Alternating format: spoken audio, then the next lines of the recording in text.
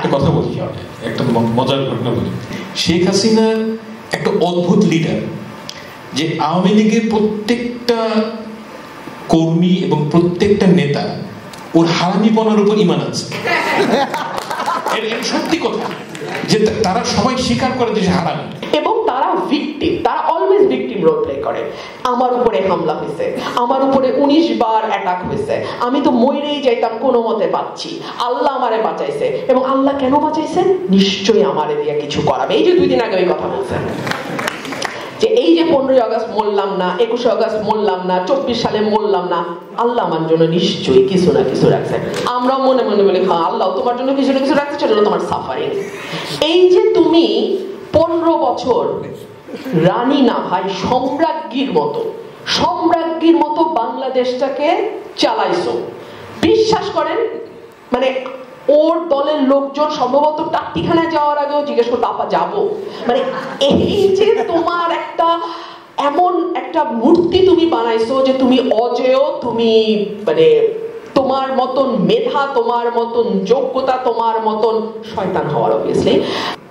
ভারতের ব্যাপারে যখন শেখ হাসিনা পালায় গেল, তখন আমরা দেখলাম কৃষকের গরু হারালে যে অবস্থা হয়, ভারতের একদম সেই অবস্থা।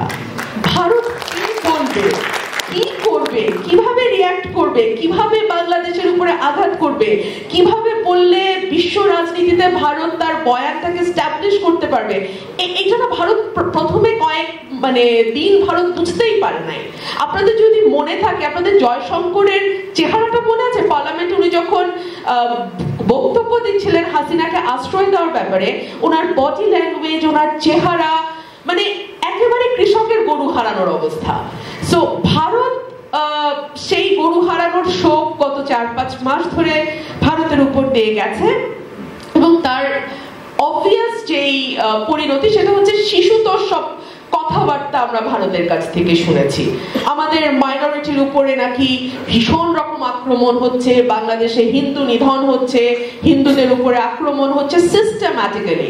গত কয়েকদিন আগে একটি রিপোর্ট এসছে যে এই 4-5 মাসে ভারত 148টা মিথ্যা তথ্য দিয়েছে।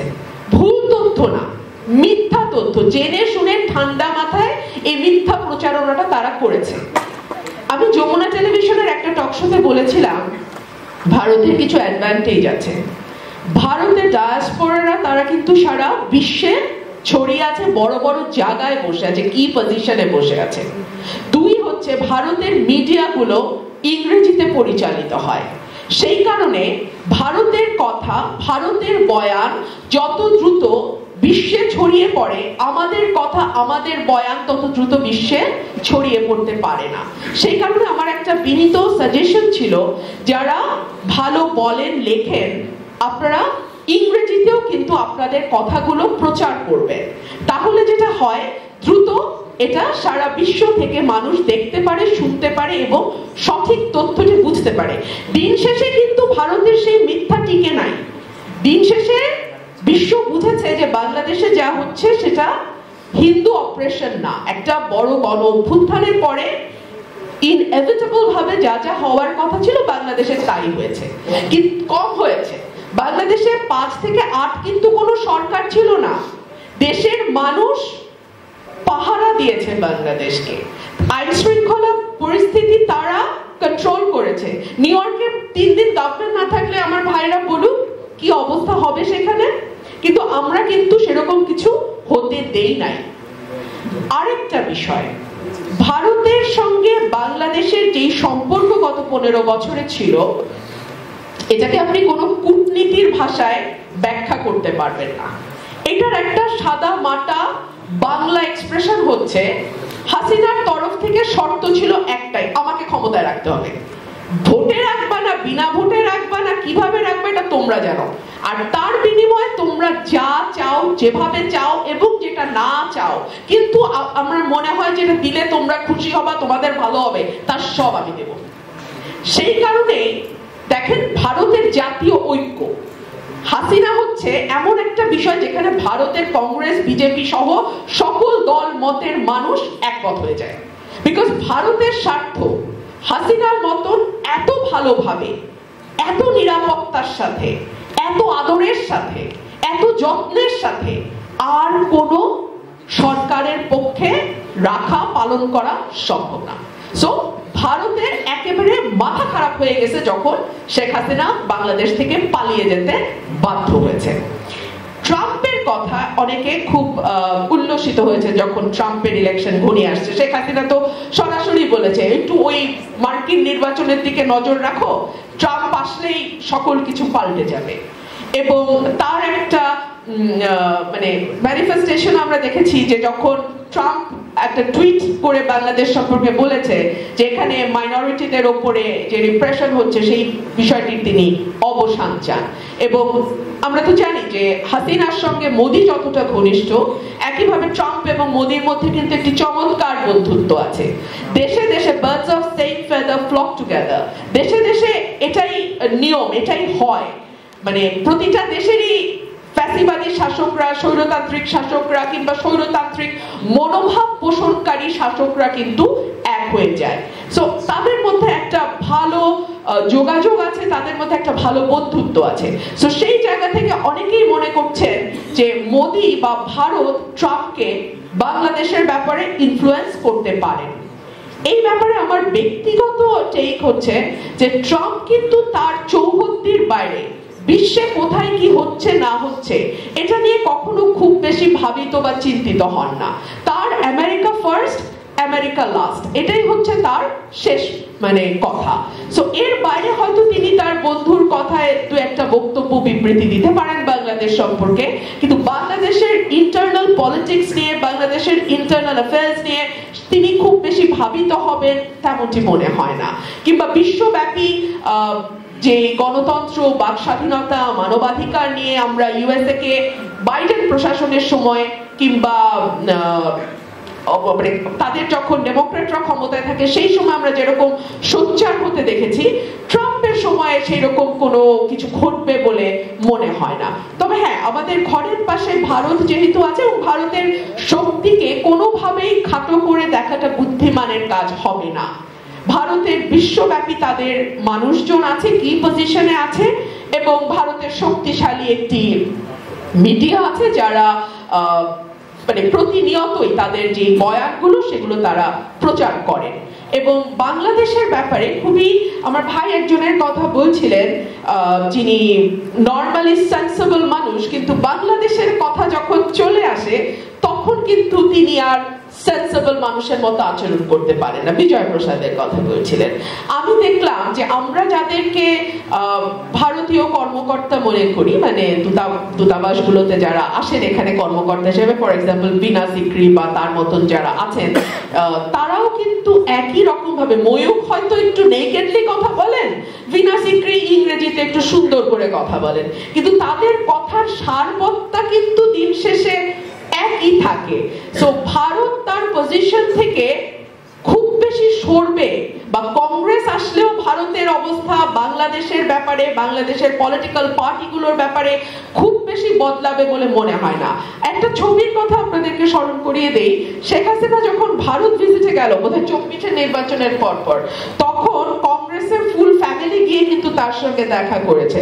সোনিয়া গান্ধী, রাহুল গান্ধী, প্রিয়াঙ্কা গান্ধী, এবং তাদের জড়িয়ে ধরার, তাদের হাগ এবং কর্ডিয়াল কিসের যে ছবি বের হয়েছে, that clearly shows how closely connected they are। এবং তারা এক মানে দুটো পরিবারকে, তারা শেখ পরিবার এবং গান্ধী পরিবার, তারা যে আসলে মোটা দাগে আত্মীয় না হয়েও আত্মীয়র চেয়ে অনেক বেশি। আর আত্মীয় তো হচ্ছে যার সঙ্গে আত্মার সম্পর্ক, তাই না? সো শেখ পরিবার আর গান্ধী পরিবারকে আমরা আত্মীয় বলতেই পারি। সো সেই আত্মীয়তার বন্ধন কিন্তু অটুট।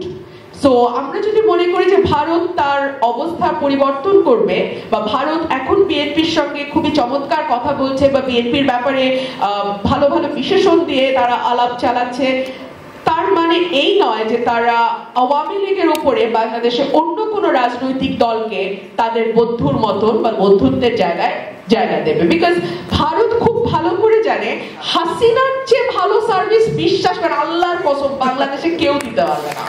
মানে হাসিনার যে সার্ভিস ও মাই গড, এইরকম সার্ভিস মানে এটা সম্ভব না। এটা আসলে বাংলাদেশের পলিটিক্স করে, বাংলাদেশ কেন ভাই, পৃথিবীর কোন দেশের পলিটিক্স করে আপনি আরেকটা দেশকে এই সার্ভিস দিতে পারবেন না। বাট হাসিনা এই সার্ভিস দিয়েছে এবং এর ফলশ্রুতিতেই 15 বছর হাসিনা ক্ষমতায় থাকতে পেরেছে।